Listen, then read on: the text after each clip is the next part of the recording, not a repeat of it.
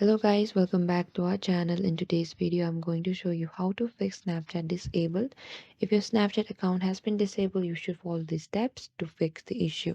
You could check for the email from Snapchat. Sometimes Snapchat will send you an email explaining why your account was disabled. Check your email, open your Gmail, and you have to check the emails including spam, junk folders for any messages from Snapchat, or you could contact the Snapchat support. Go to the Google and type down Snapchat support.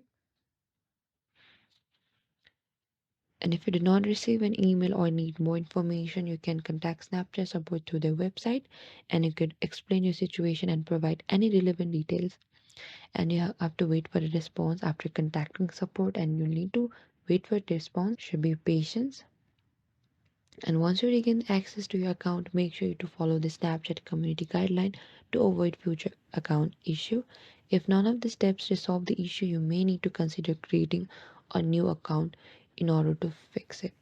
Thank you for watching this video. I hope I could help you. Don't forget to like, subscribe, and hit the bell notification icon for more upcoming uploads.